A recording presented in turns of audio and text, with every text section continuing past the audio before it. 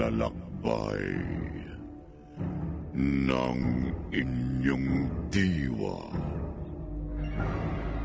Pagsaksi sa mga pangyayaring hindi mo sukat akalain.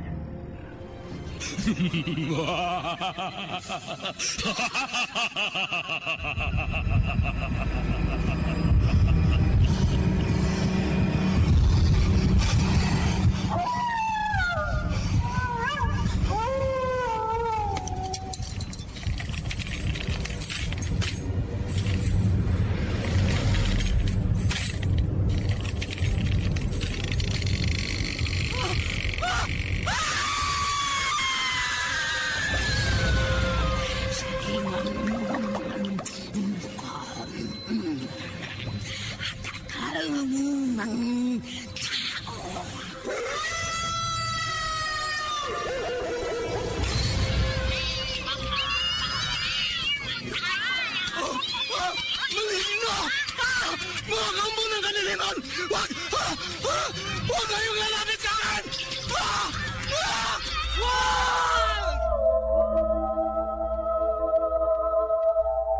Mga kababalaghang hindi kayang tanggapin ng inyong isipan. Nagaganap tuwing sasapit ang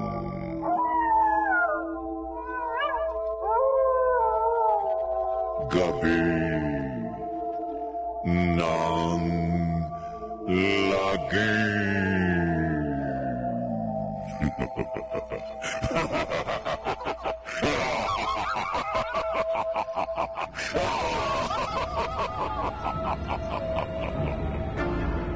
Pinagsamang produksyon ng DZRH at Star City.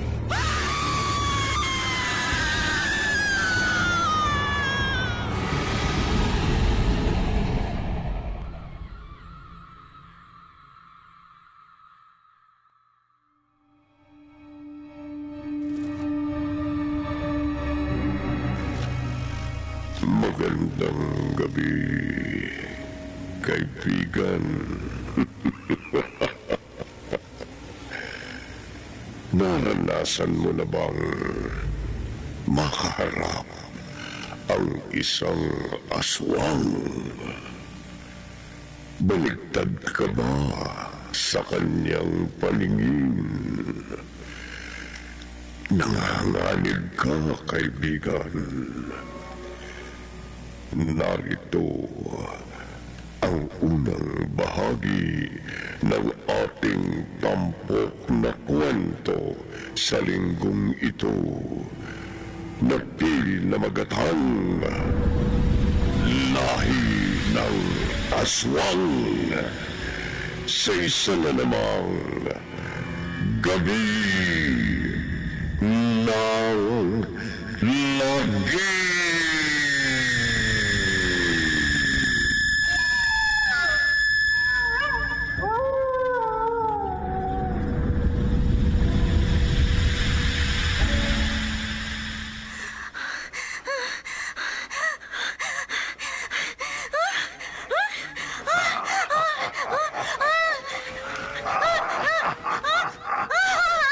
Habulin! Huwag siyang hayaang makatakas! Ayos ka! Malapit na sila sa akin! Aakutin na nila ako! Huli ka! Hindi! Patay ka, Jocelyn! Patay ka na!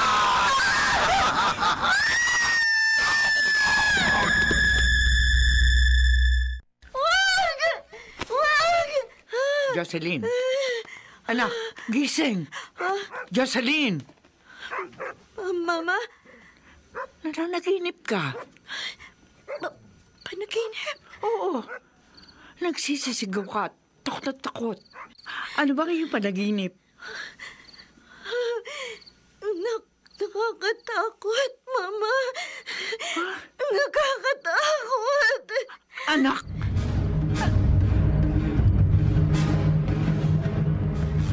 Anak, hinihintay ka na ng mga kababaryo natin sa labas. Tay, dapat ko ba talagang gawin ito? Oo. Kailangan mo mag-aaral sa Maynila. Pero tay... Pinag-usapan na natin ito. At katulad namin ng iyong inay, umaasa din ang mga kababaryo natin na tumutulong sa iyong pag-aaral, na magtatagumpay ka. Sige na, magpaalam ka na sa kanila. Oh, Lubos ang tiwala ko sa iyo, anak. naunawaan ko. Sige, mag-iingat ka sa lugar na pupuntahan mo. Dahil alam ko, mapanganib ang lugar na yon sa isang katulad mo.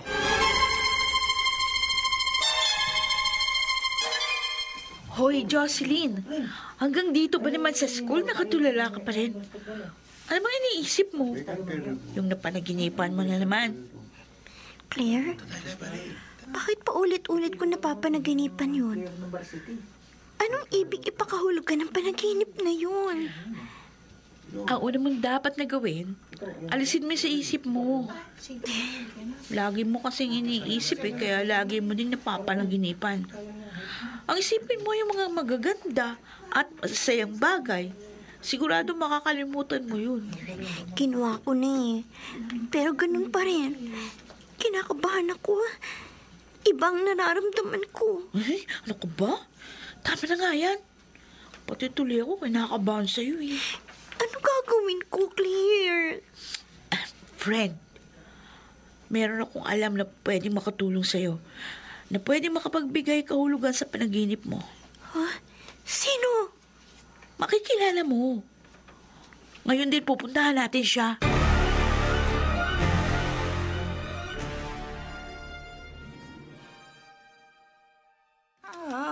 Ayan.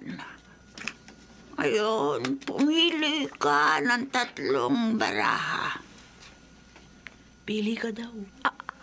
Oo. Heto. Ang kahulugan ng iyong panaginip. Hindi. Ha? Bakit ho, Madam Gloria? Nasa panganib ka, iya. Ha? Pag-iingat ka. At ikaw din, Claire. Mag-iingat kayong dalawa. Ano? Eh, bakit pati ako? Bakit? Ano bang nakikita ninyo? Isang lalaki. Ha? Lalaki? Oo. Isang estranghero. Isang kakaibang nilalang na magdadala sa inyo sa tiyak na kapahamakan. Ano? At posibleng magatid sa inyo sa tiyak na kamatayan.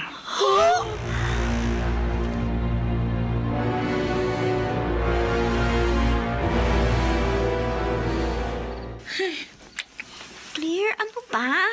Ang likot-likot mo naman. Dito ako makatulog eh. Eh kasi, iniisip ko yung sinabi ng manghuhula. Oh, ngayon, ikaw naman. Kinakabahan ako. Di nga ako makatulog eh. Nagsisisi tuloy ako. Bakit ba kita sinama dun? Eh, huwag mo sabihin naniniwala ka. O ba't ikaw hindi? Ang totoo, lalo akong kinabahan eh. Dahil tumugma ang mga sinabi niya sa nangyayari sa panaginip ko. Oh? Pero, sino? Sino ang lalaking tinutukoy niya? At anong uri siya ng nilalang?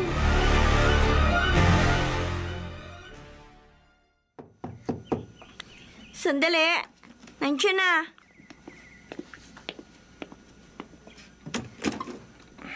Hi, Jocelyn. Good morning. Oh, Ronnie, napasyal ka. Ang aga mo naman yata. Si Claire? Oo eh.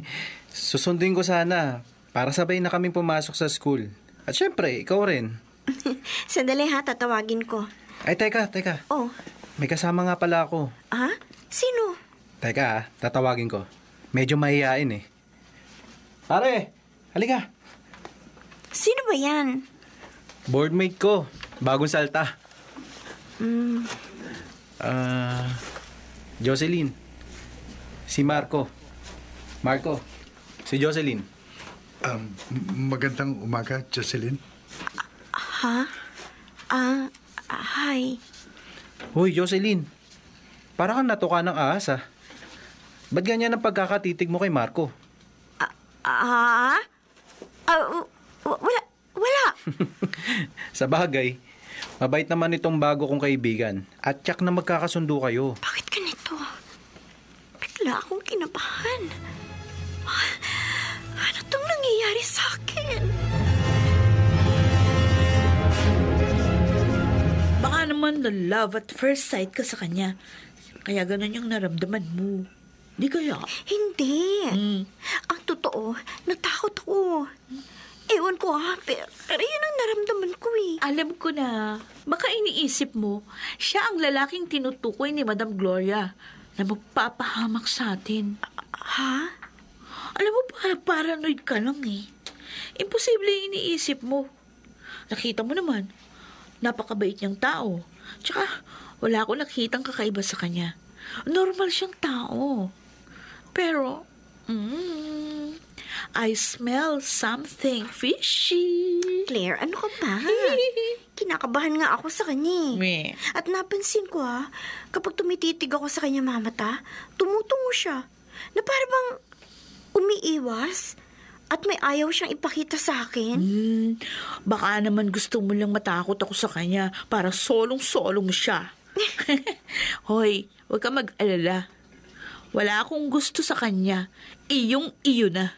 Tumigil ka nga. Wala yan sa isip ko, no? Kunwari ka pa. Aminin. Tayo lang naman ang nakakaalam eh. Tsaka hindi ko pagsasabi. Kahit kanino. Ewan ko sa'yo. Basta, iba ang nararamdaman ko, Claire. Ibang-iba.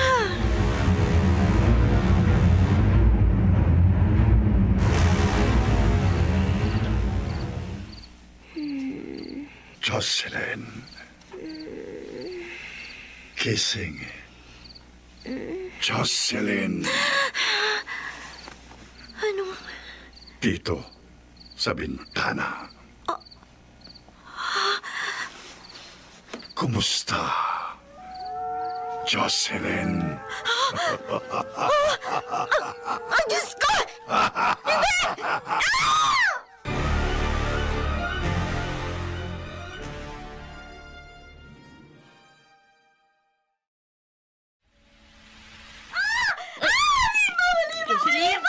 Jocelyn! Uy, ano ba? Ayan siya sa bintana. Ayan, halimaw na Ay, teka muna. Ano sinasabi mo? Anong halimaw? Jocelyn! Claire, Ano ba nangyayari sa'yo? Anong halimaw yung sinasabi mo? si Marco, Claire, nakita ko, naging halimaw siya. Ano? Halimaw si Marco! Halimaw siya!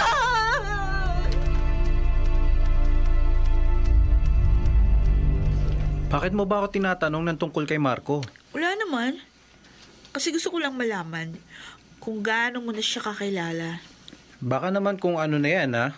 Baka magselos ako. Sira. Tatanong lang eh. Ikaw kasi, ayaw mo pa akong sagutin. Di sana, kampante na ako na hindi ka na maagaw sa akin ng iba. Ano nga yung pag-usapan natin? Yung tanong ko, sagutin mo. Mabait siyang tao. Magalang.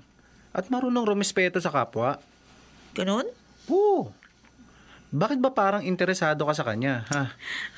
Kasi, syempre di ba magkakaibigan tayo? Kaya dapat, alam ko rin kung ano yung pagkatao niya. Ganun ba? Oo. Kagabi, umalis ba siya sa boarding house niyo? Hindi. Sure? Oo naman. Bakit? Wala. Naitanong ko lang. Ibig sabihin, hindi si Marco yung nakita ni Jocelyn kagabi. Kung gano'n, tiyak na nananaginip na naman siya. Oh, bakit natahimik ka na? Ikaw, baka kung ano na yan. Sira ulo. Tayo na nga. Baka malate pa tayo sa second subject natin. Okay, let's go!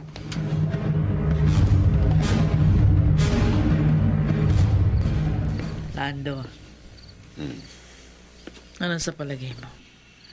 Magtagumpay kaya si Marco sa pinagagawa natin sa kanya?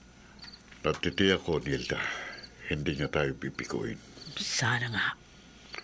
Masa tayo. Magagawa niyan dapat niyang gawin para sa nalalapit nating pagdiriwang. At hindi niya tayo maaaring bikuin. Hindi, Nilda.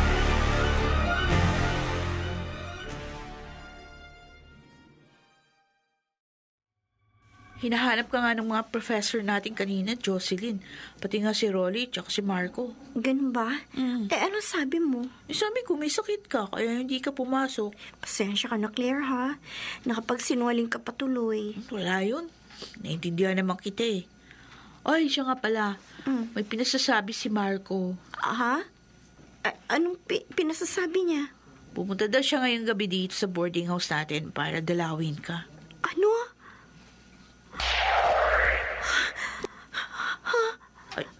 Ano yun? Parang may dumaang hangin. Magandang gabi sa inyo. Ha? Ano? Si Marco? Pasensya na kayo. Kung tumuloy na ako. Bakit hindi ka kumatok? At paano ka nakapasok? Saan ka tumaan? Nga. Bukas ang pinto eh. Kaya tumuloy na ako. Pasensya na. Hindi na mauulit. Okay lang yun. Si Rolly, hindi mo kasama. Tulog na siya nang umalis ako. Kaya hindi ko na siya inistorbo. Sana pala, ginising ko siya. Sana nga. Jocelyn. Para masaya. Hindi ba? Oo nga. Masayang kasama si Rolly. Jocelyn, kumusta ka na? May sakit ka raw. Oo. Pero okay na ako. Magaling na ako. Salamat naman kung gano'n. Nag-alala ako sa'yo. Ha? Excuse me ha. Doon muna ako sa baba. May gagawin lang ako. Maiwan ko na muna kayo. Claire, teka, Hoy, sandali! Hayaan mo na siya. Mabuti na yan para makapag-usap tayo ng masinsinan. Ha? Pasensya ka na, ha? Tinakot kita. Hindi ko na ulitin yun.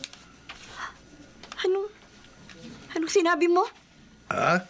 Ibig ko sabihin, baka ikaw ko natakot ka nang bigla akong sumulpot kagabi.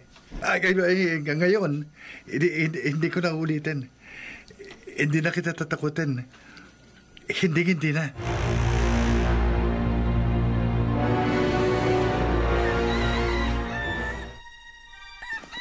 Umalis ka pala kagabi? Oo. Bakit di mo ginising? Mukha kasing pagod na pagod ka eh.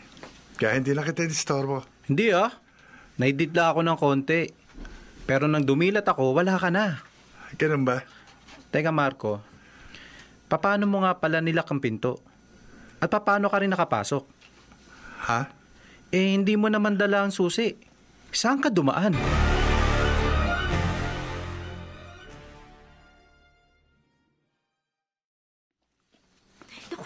Late na ako. Baka makagalitan ako ni prof nito. Sungit pa naman nun. Bibilisan ko pa paglalakad ko. Ay! Sorry. Ba yan? Sorry, miss. Hindi ko sinasadya. Hindi ka kasi tumitingin sa dinadaanan mo eh. Ayan tuloy. Laglagan yung mga gamit ko. Teka. Baligtad yata. Dapat nga, ikaw ang humingi ng dispense sa akin eh. Dahil ikaw ang bumangga. Ikaw ang hindi tumitingin sa dinadaanan mo. Ha? Ito mga gamit mo. Salamat. Ako nga pala si Carlo. Ikaw? Jocelyn. Jocelyn? Jocelyn ang pangalan ko. Sige, maiwan na kita. Wow, Jocelyn ha. Ganda siya. Gusto ko siya. Kailangan ko siyang maging kaibigan.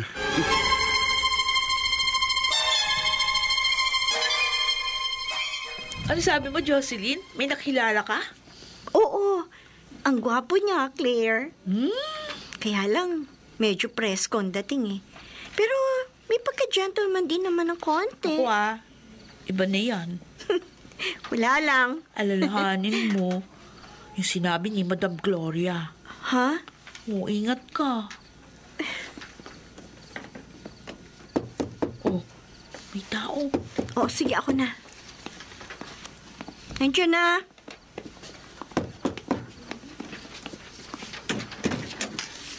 Magandang gabi, Jocelyn. Ha? Ikaw? Oo, ako nga. Bakit nandito ka? Paano mo nalaman itong tinitiran ko? Paano? Sinundan kita kanina eh.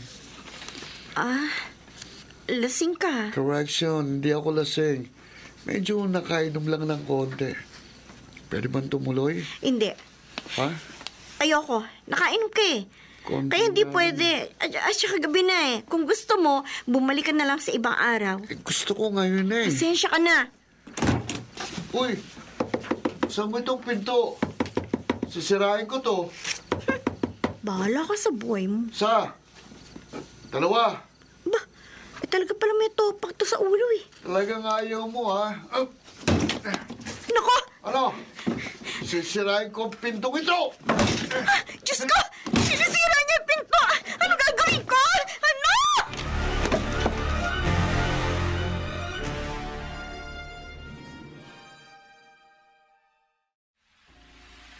Ano pumalag? Jocelyn, bakit Sa mo kulungan. ginawa sa akin to? Nag-iskandalo ka eh. Itiwan niyo nga ako! Doon ka sa presinto. Liga, tama lang yung ginawa mo. Humingi ka ng saklolo sa amin para makatawag tayo ng mga otoridad. Huwag niyo akong dali sa Buti yan, presinto! mawawalang kalasingan niya sa kulungan. Salamat to sa tulong ninyo. Wala ka naman. Sino pa ba naman ang magtutulungan kundi tayo-tayo lang sa mga taga rito? O paano? Alis na kamay ha? Oo, salamat po. Huwag ka mag-alala. Tiyak na madadala na yun. Hindi na babalik yun. Kapitan. Sana nga wag na siyang pumalik. Ginawa niya yun? Oo. Takot nga ako kagabi. Pati na rin si Claire. Hindi ko akalain na mangyayari yun. Kala ko, noon na kami magkita. Matino siyang tao. Yung pala. Asar hayop palang lalaking yun. Pero hindi bale. Siguro naman, magtatanda na yun. At hindi na uulit pa. Oo, hindi na siya uulit pa, Jocelyn. Hindi na. Marco? Bakit, Jocelyn? Wala. Pero, ano yung nakita ko? Bakit parang nagbagong itsura niya? Namamalik mata ba ako?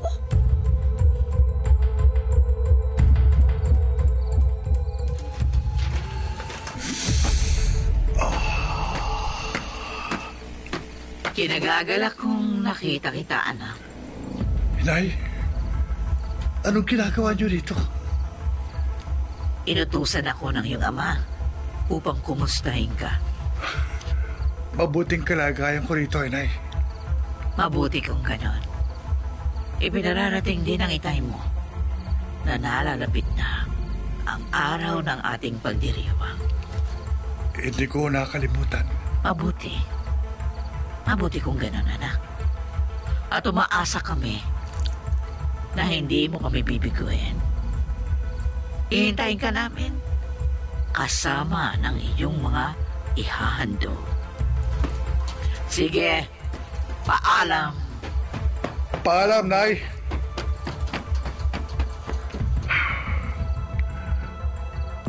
Malapit ang araw.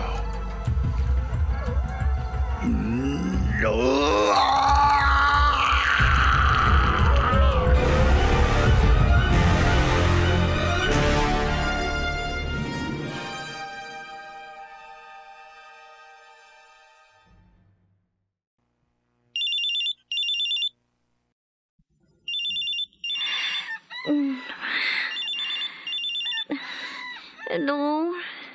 Jocelyn, anak, tulog ka pa ba? Nagising na ako kasi tumawag kayo dito sa cellphone ko. Ay, anak, pasensya ka na ha.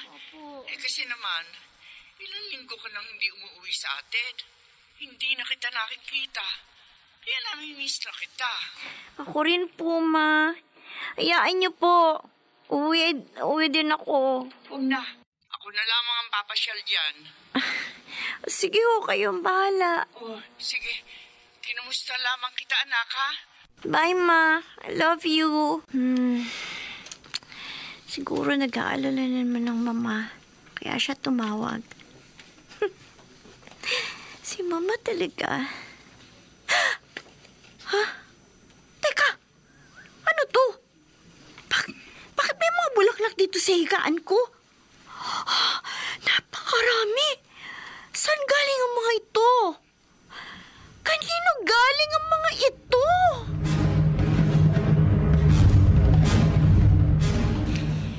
Hanggang ngayon, hindi ko lubos maisip kung saan galing yung mga bulaklak. Alam mo, ang gaganda, kakaiba. Nagustuhan mo? Ha? Magaganda, di ba? Oo. Salamat, nagustuhan mo.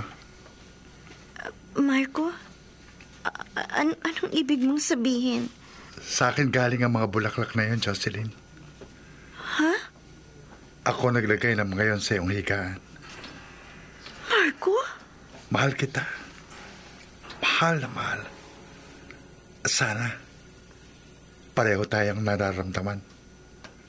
Sana, mahal mo rin ako.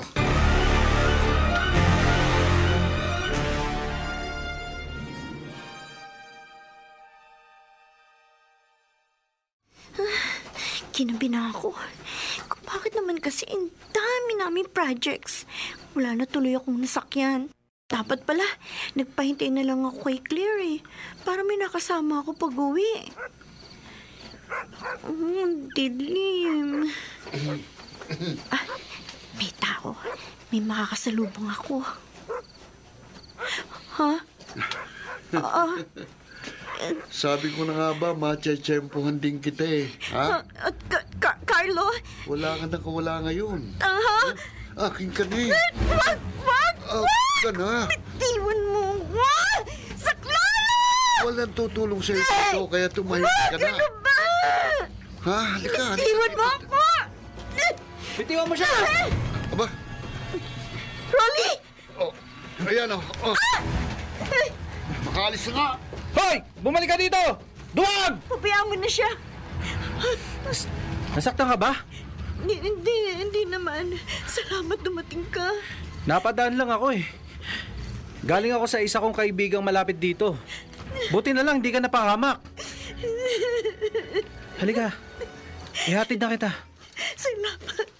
Salamat, Rolly.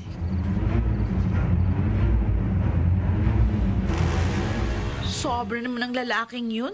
Hindi na nadala. Ano kaya mabuti kong gawin, Claire? O di iwasan mo. Paano? Alam niya kung nasaan ako.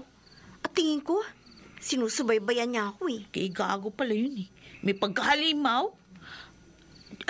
Jocelyn. Bakit, Claire? Yung lalaking yun Ha? Hindi kaya siya yung tinutukoy ni Madam Gloria? Ano? Siya yung estrangherong lalaki na magpapahamak sa ating dalawa?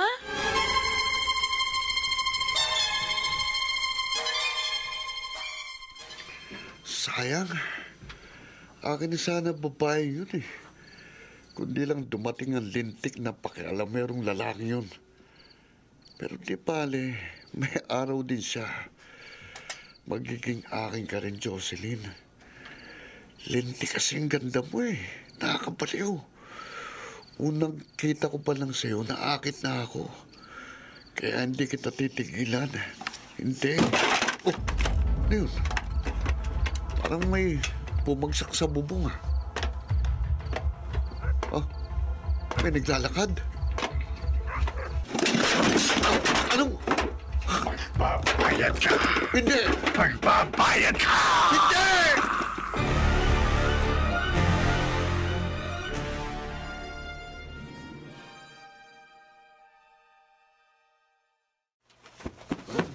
Tayo! Dali! Napakalaking ibon! Galing sa bahay ni Carlo! Oo nga! Ayun! Habulin natin! Tingnan nyo! Dali kayo! Doon tayo sa bahay ni Carlo! Oo nga, habulin natin! Malayo na! Hindi na natin mahabol yun! Oo nga! Ano kaya lumilipad na yun? Saan galing yun? Dali, tara! Saan?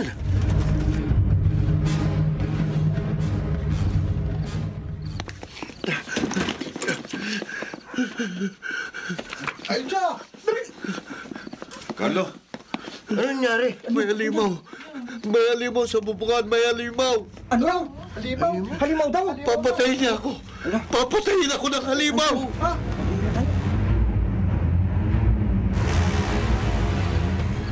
Kumusta na kaya ang anak natin, Lando? Ikaw ang galing doon, hindi ba? Ikaw ang makapagsasabi kung anong kalagayan niya. Gusto ko siyang puntahan. Wag na. Lando, Hintayin na lang natin ang kanyang pagbabalik. Malapit ng kabilugan ng buwan. Malapit ng gabi. Ng pista nating mga aswang.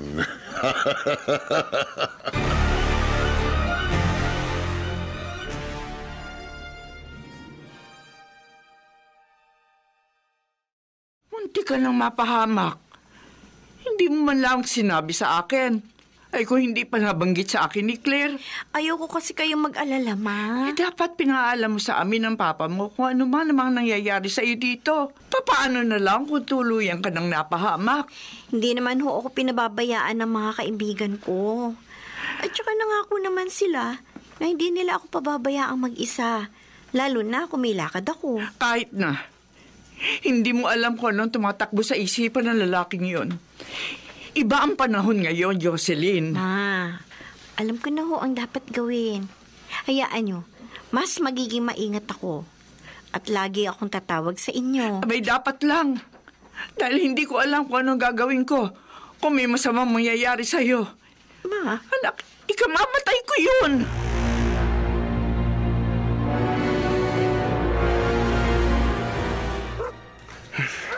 Aalis na muna ako sa lugar na ito. Mahirap na. Baka balikan ako ng halimaw na yun. Uwi na muna ako sa probinsya namin. Tama-tama. Aabot pa ako sa huling biyahe ng bus. Bibilisan ko pa paglalakad. Wala kasing masakyan na tricycle. Hirap maglakad. Ba, ano yun? Ano yung mga kasalubong ko? Hindi. Napakalaking asong itim. At sinugot ako. Hindi. Ano ko?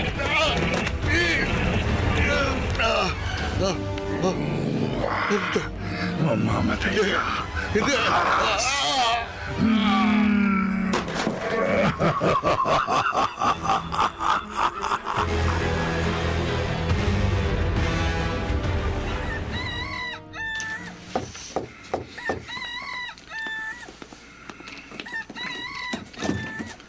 Magandang umaga, Jocelyn. oh Marco, ang aga mo ah.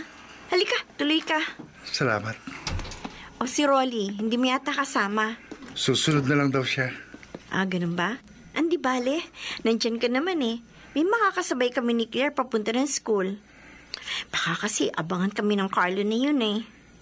Hindi ka na niya gagampalain pa. Paano mang siguro? Dahil wala na siya. Patay na siya. Patay na si Carlo. Ano?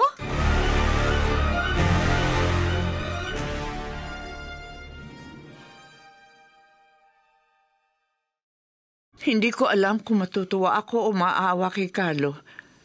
Pero kung totoo man napatay na siya, ipagdasal na lamang natin ang kanyang kaluluwa. Totoo, Ma. Nakita ko, wala na siya. Ano ba ikinumatay niya? Hindi pa alam ng mga nag-iimbestiga.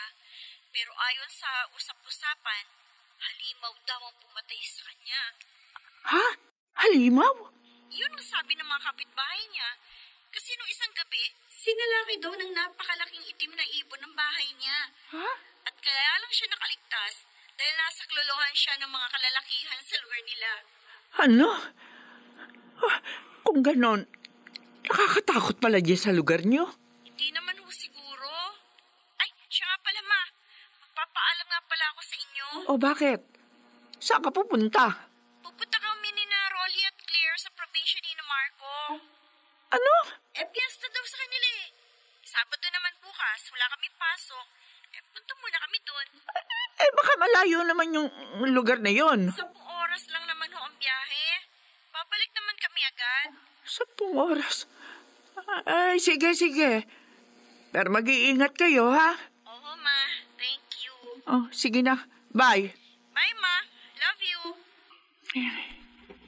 Kahit papaano, naibsan ang takot ko. Nakalulungkot lang. Ay, hindi maganda naging wakas ang kalong yon. Pero siguro, paraan na yun ang paniningil ng tadhana para bayaran niya ang kanyang mga pagkakasala. Siguro nga. Salamat naman, Jocelyn. Pinaunlakan mo yung paanyaya ko. Alam nga naman kasi na magpaiwan ako. Kasama natin yung 2 makulit niya, no? Ikaw talaga. Tataka nga ako eh. Tingnan mo, tahimik na tahimik ang 2. Tulog na tulog sa biyahe. Siguro napagod sa kada daldal kanina. Ano, malayo pa ba tayo? Mga 3 oras na lang. Malayo pa pala. Gusto mo, matulog ka muna. Gigisingin na lang kita kapag naroon na tayo. Hindi. Ayoko matulog kapag nasa biyahe. Magkwentuhan na lang tayo. Sige, ikaw ang bahala. Maganda ba dun sa lugar ninyo? Ha? Siguro naman, ano? At tiyak, marami kayong handa. Dahil marami kayong bisita eh. Hindi ba? Hindi ko alam. Siguro, ang sasarap ng mga niluto nila, no? Sana, inihanda din nila yung mga paborito kong pagkain. Bakit? Ano ba mga gusto mo? Gusto ko ng dinuguan, inihaw na isda, at bopis. Ganun ba? Masasarap nga yung mga yon. Paborito din yan ng mga magulang ko. Baka yun nga din ang niluto nila. Baka nga. Siya nga pala. Piyesta sa inyo, hindi ba? Oh. Sino ba ang patron saint nyo? Sinong santo ay pinagdiriwang ninyo? Ha? Marco?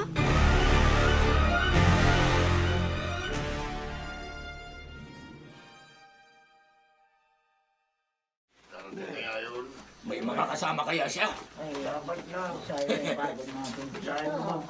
Mga kasama, Papaaral sa kanya. konting pasensya lang.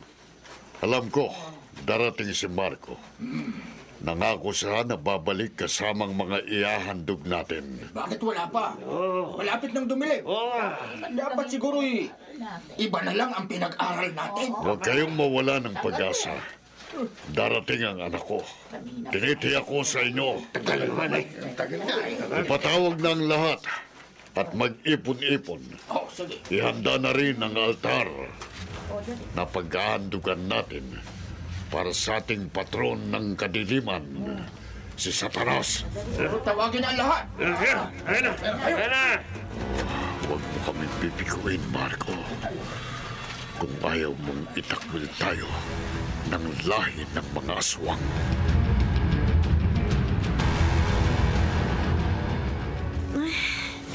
Marco, malayo nang nalalakad natin Matagal pa ba? Malapit na. Doon sa may matataas na punong kahoy na yon. Naroon yung bahay namin. Naku, malayo pa pala. Hoy! Kayong 2, blusan niyo naman. Bagal niyo naman maglakad. Ang layo na ng distansya namin sa inyo, Sige lang. Masunod nyo kami. Oo nga. Una na kayo. Hindi sila siguro sanay. Marco, bakit parang napakatahimik? Wala man lang ako marinig ng musika o ingay ng mga tao? Ha? Sigurado ka ba na piyesta dito sa inyo? Oo. Nasaan ang mga banderitas? Bakit may isa wala man lang nakasabit? Bilisan nyo na paglalakad. Hindi na tayo dapat abutin pa ng dilim. Baka naiinip na sila. Baka iniisip nila na hindi tayo darating. Ayoko ko silang biguin. Ayoko. Ayoko ko? Sinabi mo?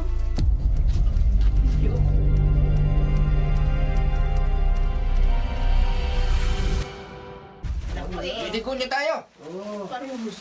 Narito na tayo, mga kasama. Ayun na, ayan, si Marco dumating na. Kasama niya ang mga iandog. Narito na si Marco. Dumating ang anak ko. Magandang gabi sa inyo.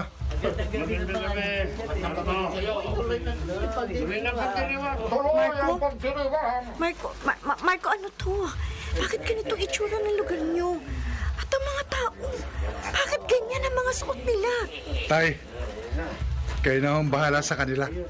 Mga kasama, kunin niyo na ang mga kasama ni Marco. Talian upang hindi makawala. Ano? Ihanda sila upang ihandog sa ating Panginoon na si Satanas. Anong ibig sabihin nito? Anong gagawin niyo sa amin? Bilisan niyo na! Hawakan niyo silang mabuti at huwag hayaang makawala.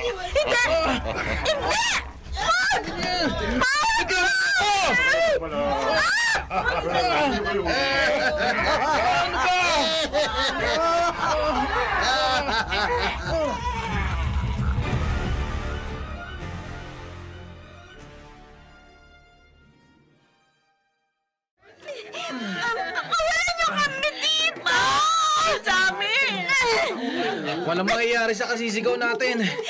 Kailangan natin gumawa ng paraan. Paano?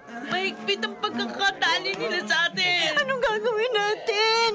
Ano?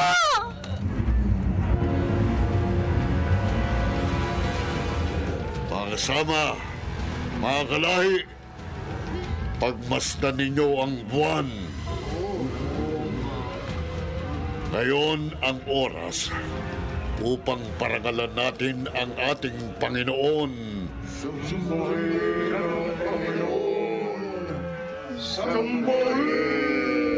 Kunin ninyo ang inyong mga langis at ipahid sa inyong mga katawan. Anong ginagawa nila? Ewan ko. Hindi ko alam.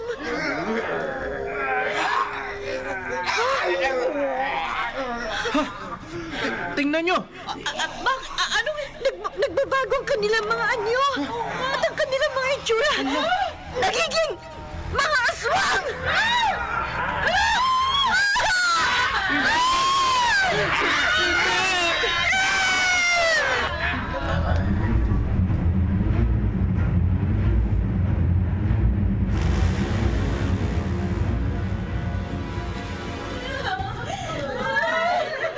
Hilda, nasaan si Marco? Kailangang naririto siya upang siyang unang dumukot sa mga puso ng mga taong ito.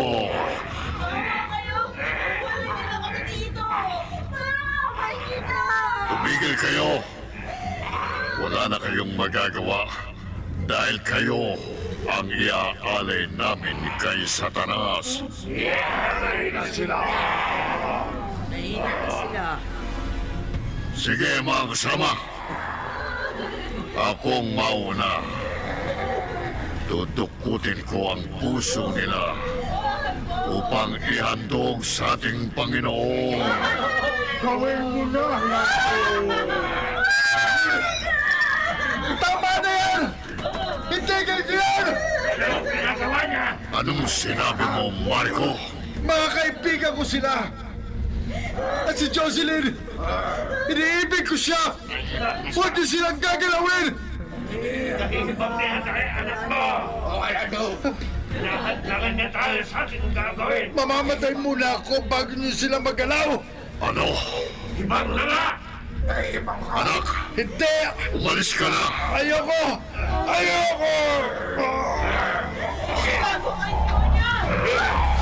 Subukan mo kumatlang, Marco! Hindi kami mangingimit patayin ka! Gawin niyo ang gusto niyo. Pero hindi ko mapapayagan na patayin niyo sila. Na!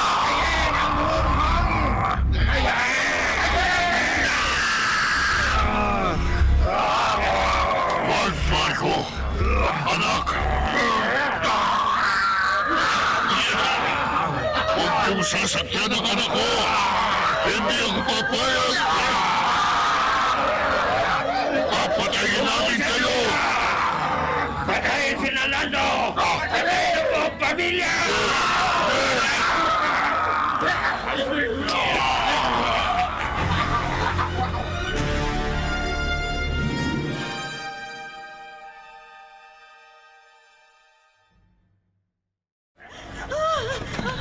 Naglalaban sila. Pagkakataon na natin to. Kailangan makalag ang tali natin. Ako na! Ako na! Ha? Rolly, tulungan mo sila. Bilisan mo. Habang may pagkakataon pa, gamitin mong patalim na ito. Oo, Marco! Dali! Eto na! Si Claire, bilisan mo. Kalagan mo rin siya. Ayan, dali! Dali! Tumakbo na tayo! Tumatangas sa mga kalabi! Kumalakay sila! Sige na! Tumakbo na kayo! Kami na ang bahala sa kanila! Dali ito! Takbo!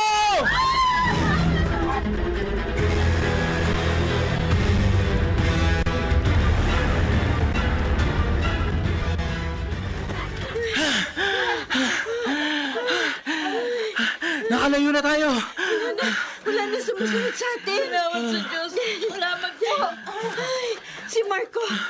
Si Marco at ang pamilya niya. Tinulungan nila tayo. Iniligtas nila tayo sa kanilang mga kalahi. Ang lahi ng mga aswang!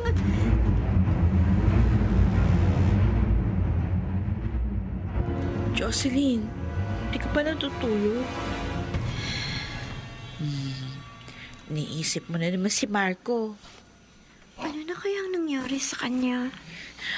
Ayokong isipin, pero sa nakita natin, maaaring napahamak na siya. Pinatunayan niya na kaibigan natin siya.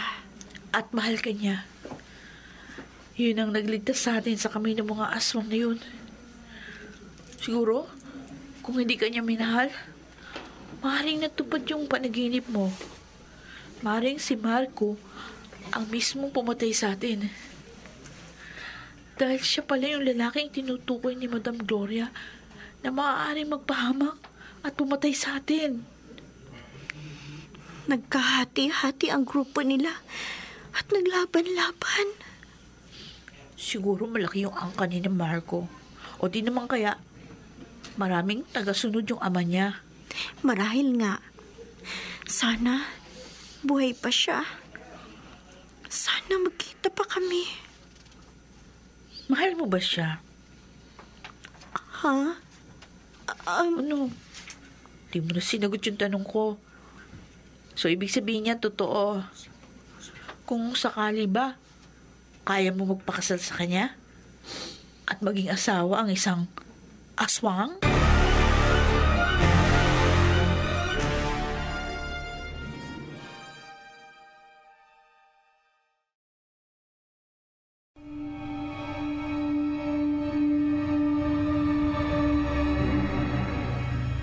Ikaw, kaibigan.